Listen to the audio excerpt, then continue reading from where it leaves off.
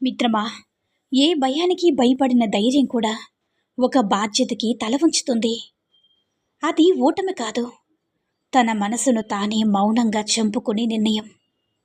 నవ్వు ముఖంపై ఉంటుంది, కానీ లోపల నిశ్శబ్దంగా ఏడుపు. తన కోసం ఏడవడానికి కూడా సమయం లేని జీవితం అది. ఎవరి కోసం బలంగా ఉన్నామో వాళ్ళకే మన నొప్పి కనిపించిన మిత్రమా. త్యాగాలకు అలవాటైన మనసుకి విరిగే హక్కు కూడా లేదు కదా, కాదంటారా? మన ప్రేమ ఎంత నిజమైనదనే సరే వాళ్ళు మనల్ని వదిలేస్తారు. అందుకే ఏకాంతంగా బ్రతకడం నేర్చుకో. వాళ్ళు వెళ్ళిపోయినా సరే రోజులు మామూలుగానే గడుస్తున్నాయి, కానీ మన జీవితంలో జీవం ఉండదు మిత్రమా. కొన్నిసార్లు కాలానికి కొంచెం సమయం ఇవ్వాలి. కోల్పోయినవి మళ్ళీ మన జీవితంలోకి తీసుకురావడానికి. కోల్పోయినవి వెంటనే తిరిగి రావు, కానీ ఆ లోటే మనల్ని బలంగా తయారు చేస్తుంది. బాధ వచ్చినప్పుడు పారిపోవద్దు, అది మనకి ఏదో ఒకటి నేర్పించడానికి వస్తుంది. కాలం నెమ్మదిగా నడుస్తుంది, కానీ అదే మన గాయాలను మెల్లగా మాన్పుతుంది మిత్రమా. ఒకరోజు మనకు అర్థమవుతుంది, మనం కోల్పోయినవి కాదు, మారిపోయిన రాటుదేలిన మన మనసే మన జీవితాన్ని విజయవంతంగా ముందుకు నడిపిస్తుంది అని.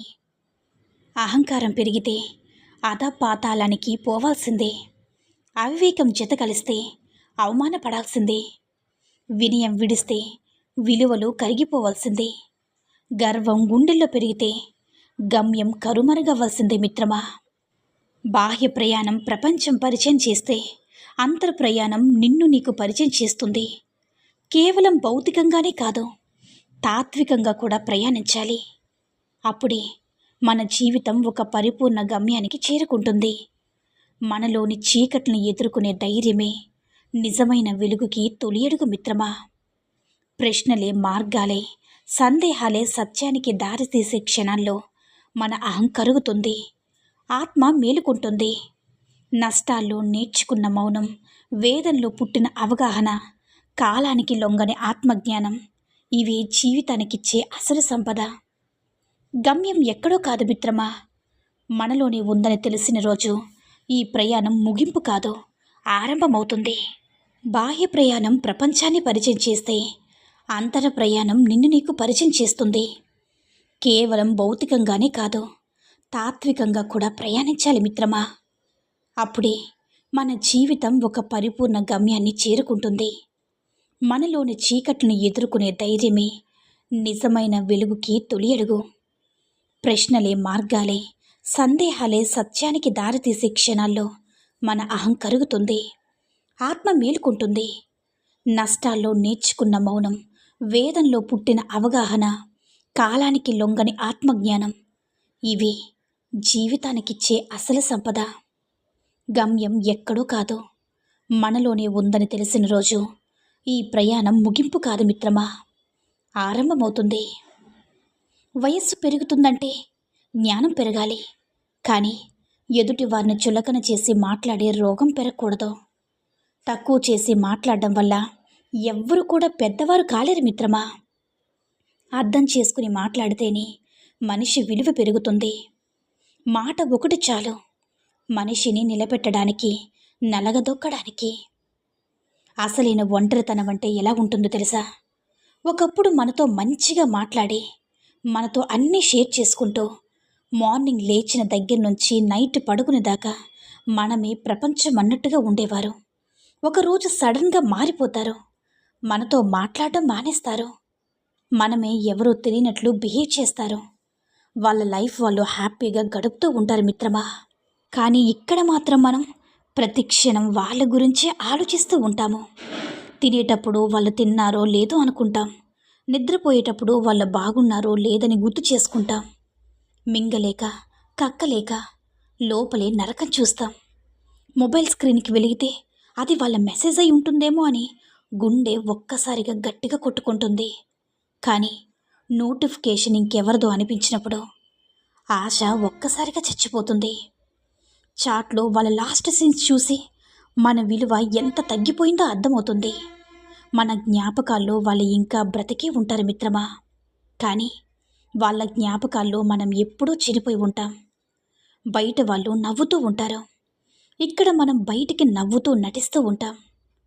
అసలైన ఒంటరితనం అంటే మనకు అవసరమైన ఆ ఒక్కరే మనల్ని అవసరం లేనట్టు చూసే పరిస్థితి. అర్థమైందనుకుంటా. ఎన్నో ఏళ్ల నుంచి కలిసి ఉన్న మన అమ్మ నాన్నలో మా అమ్మ తాతయ్యలో బంధం కనిపించదు. కానీ ఒక సెలబ్రిటీ కపుల్ విడిపోతే లూజింగ్ ఫెయిత్ ఇన్ మ్యారేజెస్ అంటారు. ఏం విచిత్రమో కదా ఈ లోకం. మన ఇంట్లో 40-50 ఏళ్ళు ఒకే గిన్నెలో తిన్న ప్రేమ కనిపించదు. చిన్న చిన్న గొడవల తర్వాత కూడా కలిసి కూర్చుని తిన్న భోజనం కూడా కనిపించదు. అమ్మా నాన్నల మధ్య మాటలు తగ్గినా బంధం తగ్గలేదని ఎవ్వరూ గుర్తించరు. తాతయ్య అమ్మమ్మల మధ్య నవ్వులు నెమ్మదైన ఆ అనుబంధం లోతు ఎవ్వరూ చూడరు. కానీ టీవీలో కనిపించే ఇద్దరు విడిపోతే చాలు అందరికీ పెళ్లి వ్యవస్థే తప్పు అనిపిస్తుంది. మన కళ్ళ ముందే ఉన్న బలమైన బంధాలు పట్టించుకొని మనమే దూరంగా ఉన్న మెరుపులు చూసి నిజం అనుకుంటున్నాం. పెళ్ళి అనే బంధం ఒక సెలబ్రిటీ పోస్ట్తో కూలిపోదు. అది నమ్మకం, సహనం, బాధ్యతలతో నిలబడుతుంది మిత్రమా. ఇంట్లో ఉన్న నిజమైన ప్రేమను చూడలేని వాళ్ళు సోషల్ మీడియాలో కనిపించే డ్రామాని జీవితం అనుకుంటారు. ఎవరైనా మనల్ని దూరం పెడుతున్నారంటే వాళ్ళు కొత్త పరిచయాల మోజులో ఉన్నారని అర్థం మిత్రమా. ఈ రోజుల్లో అరేంజ్డ్ మ్యారేజ్ అనేది 2 బ్రోకెన్ హార్ట్స్ మధ్య జరిగే ఒక అరేంజ్మెంట్ లాంటిది. ప్రేమలో ఓడిపోయిన ఇద్దరి మనుషులు ఇకపై బాధపడకూడదని చేసుకునే ఒక నిశ్శబ్ద ఒప్పందం. ఆ సంబంధంలో ప్రేమ కంటే ఎక్కువగా సర్దుకుపోవడమే ఉంటుంది. ఆప్యాయత కంటే ఎక్కువగా బాధ్యత ఉంటుంది. గతాన్ని పూర్తిగా మర్చిపోలేక, కొత్త మనిషిని పూర్తిగా ప్రేమించలేక, నవ్వులు నటిస్తూ నిశ్శబ్దంగా గాయాలు దాచుకుంటూ బ్రతకడం. ఒకరు మోసపోయిన మనసుతో, మరొకరు మిగిలిపోయిన ఆశలతో. ఇదే జీవిత మిత్రమా అని యాక్సెప్ట్ చేసి ముందుకు వెళ్ళడమే. పక్క వాళ్ళు ఏమనుకుంటారని పట్టించుకోవడం మానేశాను. దేవుడు, కులం, మతం అనే లేబుల్స్ అన్నిటినీ కూడా దాటేశాను. ఎందుకంటే ప్రేమకి, మానవత్వానికి అవి అవసరం లేదని తెలుసుకున్నాను. ఒకరి స్టాండర్డ్స్కి తగ్గట్టుగా బ్రతకడం మానేశాను. మనసుకు నచ్చినట్టుగా బ్రతకడం నేర్చుకున్నాను మిత్రమా. ఎందుకంటే మనుషులు ఎక్కువగా వాళ్ళ అవసరాలు తగ్గట్టుగానే నటిస్తున్నారు కాబట్టి. ఒక విషయం గుర్తుంచుకో మిత్రమా, ఏదైనా సరే 32 సంవత్సరాల వరకు పెళ్లి కాకపోతే ఒక విడాకులు స్కిప్ చేసినట్టే. తొందరపడి ఎప్పుడు కూడా తప్పు నిర్ణయాలు తీసుకోవడం కంటే పరిణితి వచ్చాక సరైన భాగస్వామిని ఎంచుకోవడం మీరు. లేటుగా మ్యారేజ్ చేసుకోవడం భయపడడం వల్ల కాదు, బాధ్యతలకి సిద్ధం అవ్వడానికి, మనసు పరిపక్వత కావడానికి సమయం కావాలి. మనుషుల్ని అర్థం చేసుకుని చూపు రావడానికి అనుభవం కావాలి. యాక్చువల్గా ఒంటరిగా ఉండడం లోపం కాదు మిత్రమా. తప్పు మనిషితో కలిసి ఉండడమే నిజమైన శిక్ష. ప్రేమ అంటే పరిగెత్తడం కాదు, జీవితంతో కలిసి నడవగల శక్తి. సమయం తీసుకున్న నిర్ణయం ఒక జీవితాన్ని కాదు, 2 జీవితాన్ని కాపాడుతుంది. లేట్ మ్యారేజ్ అనేది మనసు, బాధ్యత, ప్రేమ అన్నీ ఒకే చోట కలిసే వరకు కూడా తీసుకునే విరామం కాదంటారా. ఈ సూక్తుల్లో ఏ సూక్తి నచ్చిందో కామెంట్ చేయండి.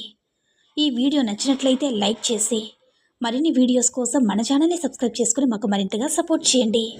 ధన్యవాదములు.